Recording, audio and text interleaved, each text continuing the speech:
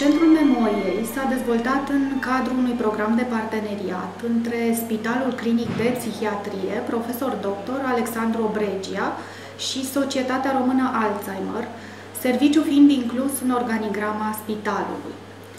Acesta urmărește depistarea precoce, diagnosticul și tratamentul tulburărilor cognitive. Centrul Memoriei s-a dorit a fi un serviciu medical multidisciplinar, aflat la interfața dintre instituțiile medicale și serviciile de asistență medico-socială din comunitate. Și-a început activitatea în octombrie 2000, fiind primul serviciu din țară de acest fel. Prezența în cadrul spitalului permite efectuarea celor mai diverse investigații, ca și accesul pacienților la specialiștii cu înaltă competență din domeniul psihiatriei, psihologiei, neurologiei.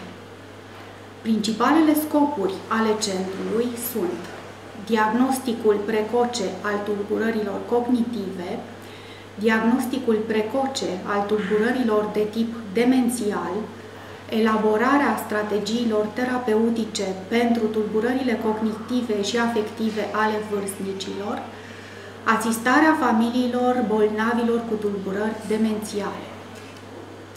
În cadrul Centrului Memoriei își desfășoară activitatea o echipă multidisciplinară alcătuită din un coordonator de activități, medici psihiatri, medici neurologi, psihologi. Coordonatorul centrului reprezintă prima persoană de contact pentru pacient și familie, direcționând bolnavul către diversi specialiști, asigurând comunicarea dintre membrii echipei, păstrând legătura cu familiile și oferindu-le informații și documente necesare pentru rezolvarea problemelor medico-sociale specifice. Colaborarea permanentă dintre specialiștii echipei, specifică Centrului Memoriei, a permis o mai bună abordare a problemelor de diagnostic și stabilirea strategiei terapeutice individualizate.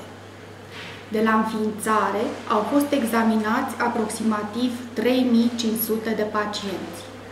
Centrul Memoriei a avut în vedere instituirea tratamentului psihofarmaceutic specific și a măsurilor psihosociale care se impuneau pentru fiecare pacient în parte.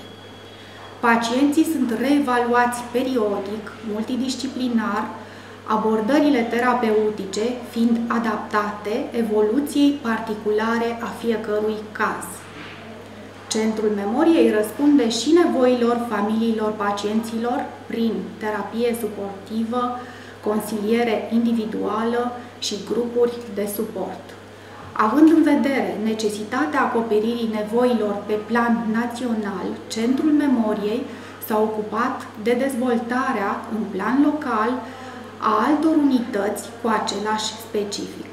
Menționăm activitatea bogată a centrelor din Piatra Neamț, Sibiu, Timișoara. Buna colaborare cu specialiștii din diferitele compartimente ale spitalului a permis rezolvarea în mai bune condiții a problemelor de diagnostic precoce, terapie și asistență psihosocială a pacienților cu tulburări cognitive, a căror număr este, din păcate, în continuă creștere.